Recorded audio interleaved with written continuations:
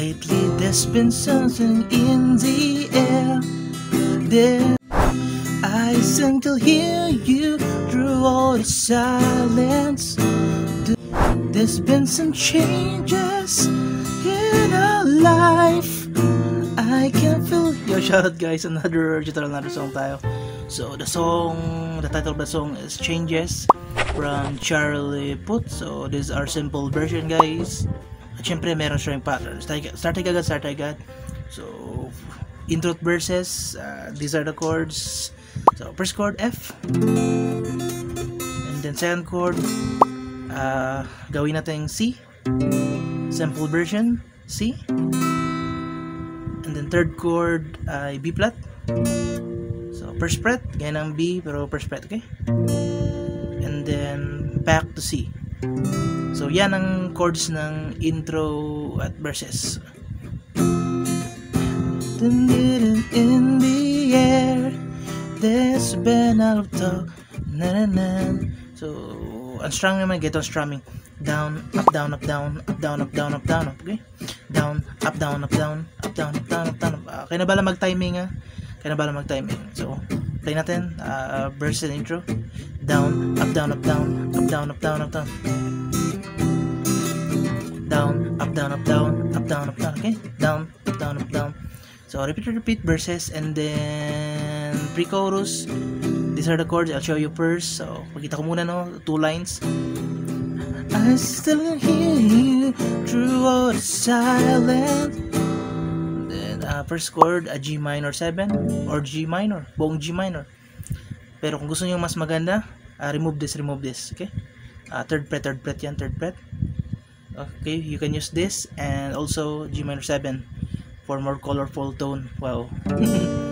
Yan. So remove lang to isa. Remove. And F sharp minor, third fret. Okay. And then second chord, A minor 7. So A minor lang yan. Remove this finger. Okay. The ring finger. I can still hear you through all the silence. And then back to G minor 7. Do you need?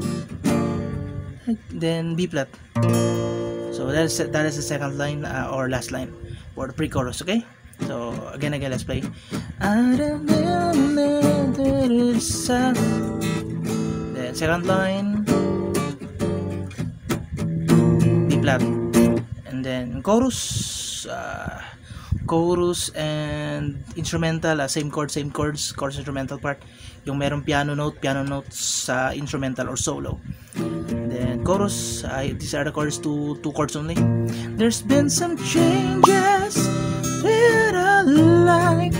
So C, and then B flat. So repeat these chords, 2 chords only. Na, na, na, na, na. Okay, repeat these chords.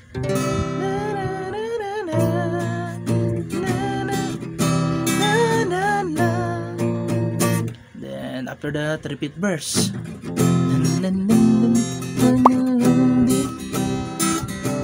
So repeat verse, pre-chorus, repeat. Then repeat chorus, chord changes, and then let us proceed for bridge part, guys, bridge part. So after ng second chorus and solo instrumental part, this is the chord, no? Changes in our life. That's instrumental. Repeat these chords. Those piano chords. So merong piano chords, no, for instrumental. And then bridge part. The bridge part, I hold down F.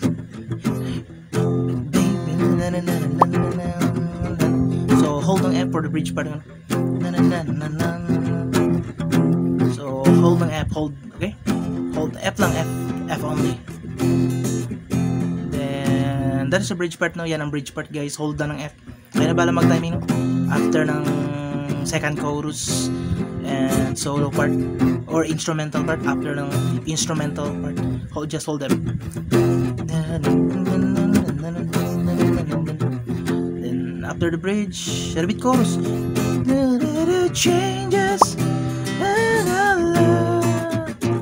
So repeat this chorus after ng outer bridge part C at B flat C hanggang matapos ang so that's all guys, yan na lahat guys. Hindi naman siguro mahirap, no? At kaya naman siguro sunod. Kaya na bala mag-timing, search nyo lang kanta Charlie Puth Changes. See you sa next na tutorial natin guys. Bye bye guys.